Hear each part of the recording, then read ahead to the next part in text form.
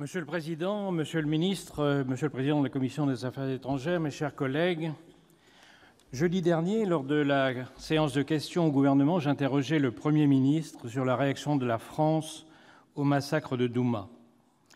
Depuis samedi, nous avons la réponse, et en ce qui me concerne, je crois que c'est la bonne.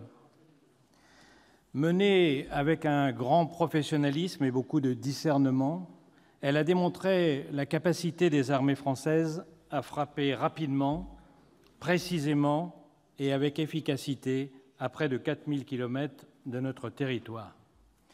Rapidité, précision, efficacité, mais le mot le plus important est peut-être autonomie. Seuls 2 pays européens aujourd'hui, la France et le Royaume-Uni, sont capables d'une telle intervention et il est vital, même si nous savons que c'est coûteux, que ces capacités soient maintenues dans l'avenir.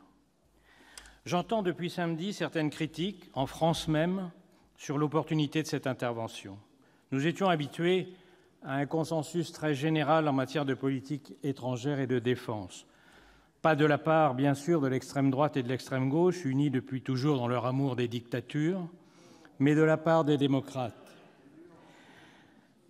Ce n'est pas le cas tout à fait aujourd'hui et c'est un peu étonnant. C'est un peu étonnant parce que beaucoup de ceux qui critiquent cette intervention applaudissaient bruyamment en 2011 l'intervention en Libye. Et certains d'entre eux critiquaient en 2013 la non-intervention de Hollande et Obama en Syrie. Il faut souvent changer d'opinion pour être toujours de son parti, disait le cardinal de Retz. Je voudrais d'abord répondre aux critiques par une question. Quelle était l'alternative? Ne rien faire? Jouer les Ponce Pilate? Présenter une énième résolution de l'ONU qui se heurterait à un énième veto russe? J'ai écouté notre débat avec beaucoup d'attention, puisque j'interviens à la fin. J'aurais aimé que ceux qui critiquent ne se bornent pas à condamner, mais nous disent ce qu'il aurait fallu faire, ce qu'ils auraient fait. Je ne l'ai pas entendu, non. On nous dit que nous sommes intervenus sans mandat de l'ONU, mais les Russes interviennent massivement en Syrie depuis 2015, les Iraniens depuis 2011, les Turcs depuis quelques mois, tous sans aucun mandat. Où était alors la voix de ceux qui nous rappellent aujourd'hui au respect du droit international? Et d'abord, qui viole le droit international? La France et ses alliés qui se réclament de la résolution 2118 des Nations unies interdisant l'usage des armes chimiques en Syrie, rappelée tout à l'heure par le ministre de l'Europe et des Affaires étrangères, ou ceux qui mettent veto sur veto à leur application, à son application, piétinant le papier qu'ils ont signé voici 5 ans et ne trouvant pour le faire que le piètre mensonge selon lequel l'usage d'armes chimiques n'est pas prouvé. Les mêmes mensonges qui niaient l'attentat de Londres il y a 1 mois.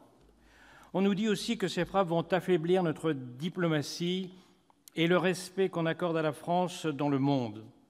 La meilleure réponse à cet argument est la réunion en urgence samedi du Conseil de sécurité de l'ONU, où la résolution russe condamnant ces frappes n'a trouvé le soutien que de 2 pays. 2 pays dont chacun connaît le degré de démocratie, la Chine et la Bolivie. Nous soutenons donc la décision du gouvernement français et de ses alliés. On me dira que ces frappes ne règlent pas la question de fond de la guerre civile syrienne. C'est une évidence, et ce n'était pas leur but. Mais à défaut de solution, elles délivrent pour la première fois depuis longtemps un message. Et ce message est clair, nous défendrons en Syrie nos principes, nos objectifs et nos intérêts. Nous défendrons d'abord nos principes. L'impunité pour les utilisateurs d'armes chimiques est terminée.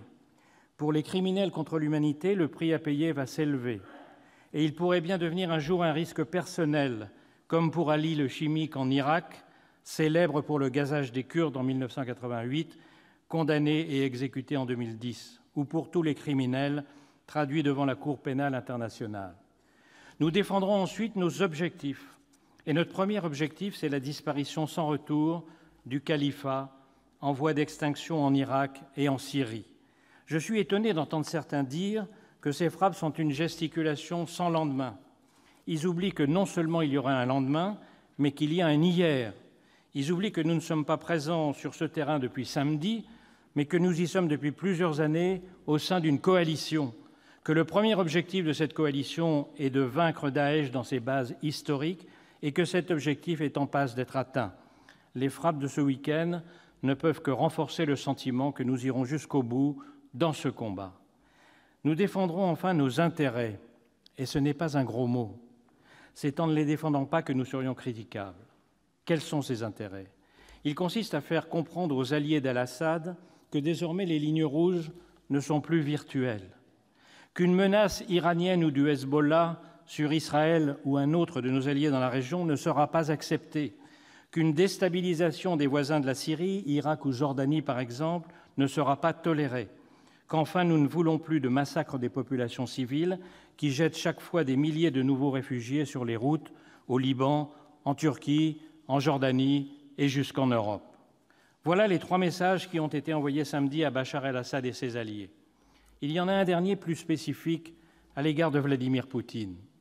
C'est que malgré tous ces efforts pour les diviser, et peut-être même du fait de ces efforts, les alliés sont restés unis.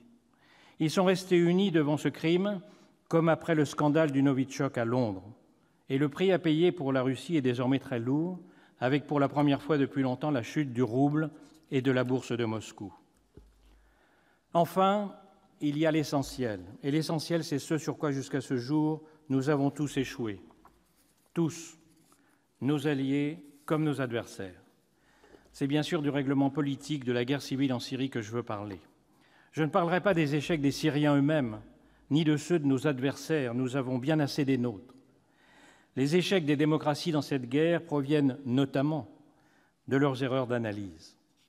Ballottés par le flot des images télévisées, noyés sous la tempête permanente des réseaux sociaux, naviguant au gré des émotions de l'opinion, les démocraties ne décident plus sous l'angle de la raison, mais sous la passion des sentiments.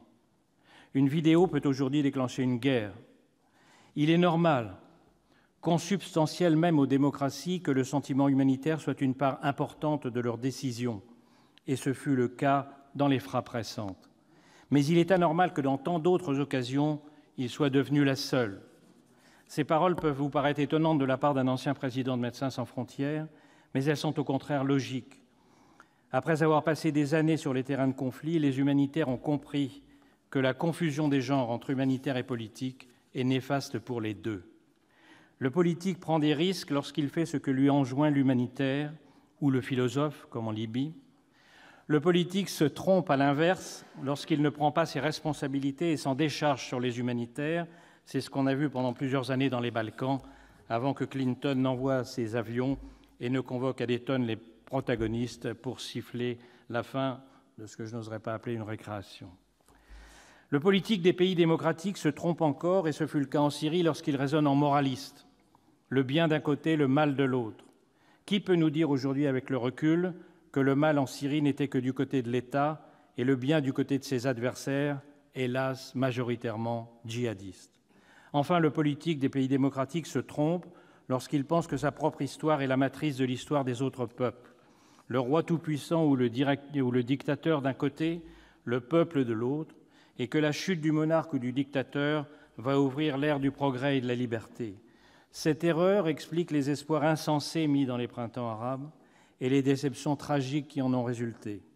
L'histoire de la Syrie, de la Libye, de l'Irak, de l'Égypte et de bien d'autres n'est pas l'histoire de la France de 1789, des États-Unis de 1778 ou de l'Angleterre de la Grande Charte. Ceux qui l'ont cru ont fait payer au peuple de ces pays un prix très lourd, et eux-mêmes l'ont payé de lourds revers diplomatiques. C'est dans ce contexte qu'il va falloir tenter de régler la question essentielle, celle de la transition en Syrie, conformément aux résolutions unanimes de l'ONU.